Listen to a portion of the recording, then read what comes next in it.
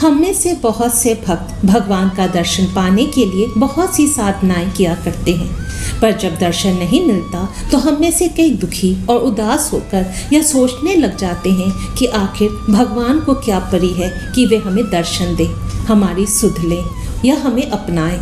भगवान का शासन बहुत कठोर है, परंतु यथार्थ में बात बिल्कुल उल्टी है। भगवान तो भावग्राही हैं। उनमें हमारी सच्ची श्रद्धा और प्रेम हो जाने पर वे हमें ना मिले, ऐसा कभी हो ही नहीं सकता। सच्चाई तो यह है कि साधना के पथ पे वे पद पर हमारी सहायता करते रहते हैं और देखते रहते हैं कि जरा भी गुंजाइश हो तो मैं प्रकट हूँ, थोड़ा भी मौका मिले तो अपने भक्त को दर्शन दूँ, मैं भी अपने भक्त से थोड़ा मिल लूँ।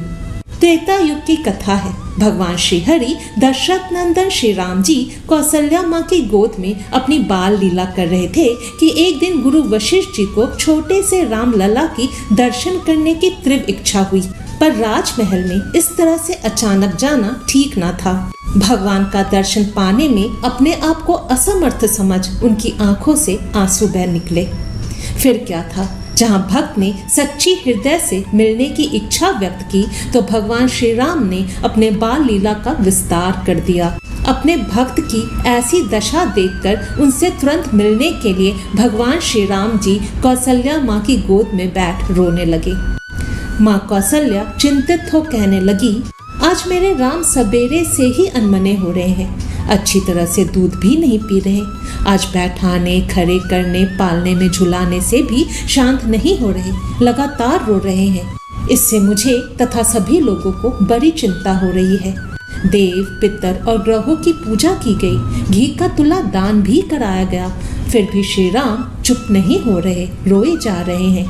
माँ कौशल्या को लगा कि कहीं श्री राम जी को बुरी नजर तो नहीं लग गई, इसलिए वे तुरंत कुलगुरु वशिष्ठ जी को बुलाने के लिए भेजा। भगवान श्री राम तो इसी पल का इंतजार कर रहे थे।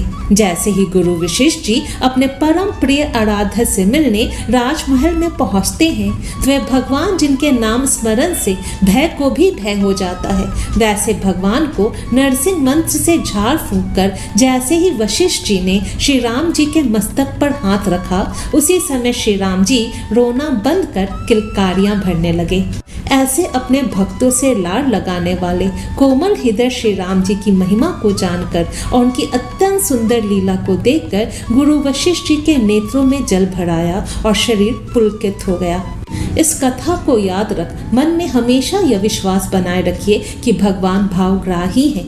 जब श्री हरि के चरणों में हमारी भक्ति और श्रद्धा सच्ची हो जाएगी तो हमसे मिलने श्री हरि स्वयं आ जाएंगे। जय श्री राम, जय श्री कृष्ण।